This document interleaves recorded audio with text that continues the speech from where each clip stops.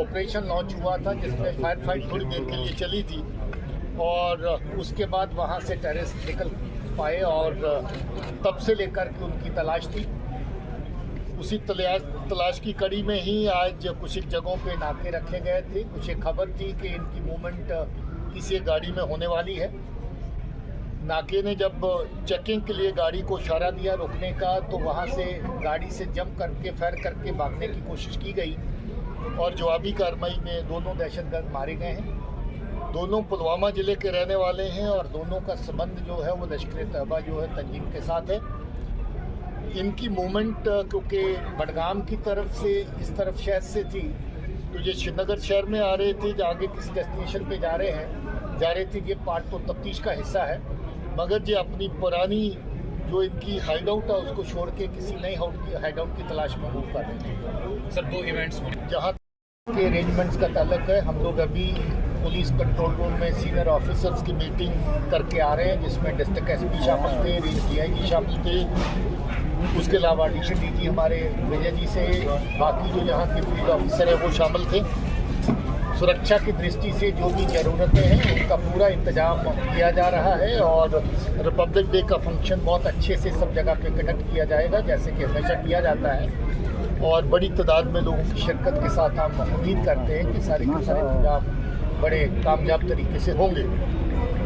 दूसरी जो यात्रा का आपने जिक्र किया, वो यात्रा पंजाब से होकर के JNK में कल परसों तक दाखिल होने वाली है। उसके कुछ दिन का पड़ाव जम्मू के अलग-अलग ज़िलों में है और उसके बाद कश्मीर की वैली में वो दाखिल होंगे। 3-4 दिन का जो उनका हिस्सा है वो कश्मीर की तरफ होगा। उसके ऊपर भी चर्चा हुआ है। सुरक्षा की जितनी ज़रूरतें हैं उनके मुताबिक हर जिला के लेवल पे, रेंज के लेवल के ऊपर कार्रवाई की जा रही है और हम लोग जो भी इनके लिए सिक्योरिटी के इंतजाम हैं उनको मुकम्मल तौर पे करेंगे। क्या सर उनको बाई फुट यहाँ पे चलने की वो चीज़ें अच्छे से रेगुलेट की जाएंगी, क्योंकि ट्रैफिक भी चलती है, बाकी चीज़ें भी हैं और जो बड़ी यात्राएं हैं उनमें लोगों को असुविधा होती है, सड़क ब्लॉक हो जाती है, बड़ी चीज़ें हैं। अब क्योंकि ये यात्रा है, इसमें कुछ पैदल कुछ गाड़ी दोनों तरह के तरीके का इस्तेमाल होता है।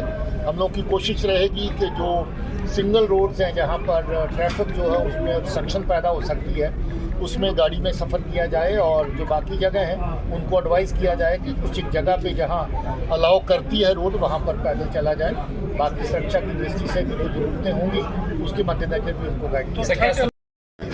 दहशतगर्दी जो जम्मू कश्मीर और भारत के अलग अलग खित्तों में लंबे अरसे से सरहद के पार से चलती है, उसमें कुछ नुमायाँ किरदार अदा करने वाले करैक्टर जो काफ़ी हद तक मुल्की सतह पे और गैर मुल्की सतह पे और इंटरनेशनल लेवल पे बदनाम हो चुके हैं। दुनिया की सतह पे लोग उनको जानते हैं कि उनकी क्या करतूतें हैं, उनका क्या प्रोफाइल है। धीरे धीरे ऐसे लोग जो जहाँ जम्मू कश्मीर में दहशतगर्दी को बढ़ावा देते हैं या जम्मू कश्मीर के बाहर बाकी जगहों पे दहशतगर्दी को बढ़ावा देते हैं, उनको टाइटन अप करने की प्रक्रिया इस वक्त जारी है, जिसके तहत जो लोग दहशतगर्दी की कार्रवाइयों में शामिल हैं किसी भी तरह से, उनको डिजिटल तौर पे दहशतगर्द नोटिफाई करने की कार्रवाई चल रही है। इससे डेफिनेटली फ़र्क पड़ता है, दुनिया की नज़रों में आदमी का प्रोफाइल पता चलता है और जो अलग अलग लवा जगहों पे जो नेशनल इंटरनेशनल प्लेटफॉर्म हैं जो काउंटर टेररिज्म के फ्रंट पे काम करते हैं, जो टेररिज्म के ख़िलाफ़ जो है वो अलग अलग तरह के मुल्कों के गुट हैं, मुल्कों की जो ग्रुप्स हैं जो काम करते हैं, उन तक इनके प्रोफाइल और इनकी कार्रवाइयाँ जो हैं वो जाती हैं, जिससे इनको और नकेल कसने में नेशनल और इंटरनेशनल लेवल में फ़ायदा होता है। काफ़ी पेशरफ्त हुई उस केस में, हालांकि जो एरिया है वो जंगल के आसपास होने के चलते 4 बार ऑपरेशन लॉन्च किए गए और बार बार वहाँ पर जो साइटिंग होती है उसमें अभी कामयाबी हासिल नहीं हुई। हालांकि अलग अलग तरह उनकी मूवमेंट जो है ट्रैक की जा रही है। तफ्तीश के नज़रिए से काफ़ी ज़्यादा सॉलिड न्यूज़ उसमें आए हैं। काफ़ी लोग जो उनके साथ कांटेक्ट में आए उनकी डिटेल भी अवेलेबल है, उनको केस के अंदर पूछताछ के लिए लाया भी गया है और ज़रूरत के मुताबिक गिरफ्तारियां भी अमल में लाई जाएंगी। वो कार्रवाई जारी है और मुझे उम्मीद है कि जल्द ही कामयाबी होगी।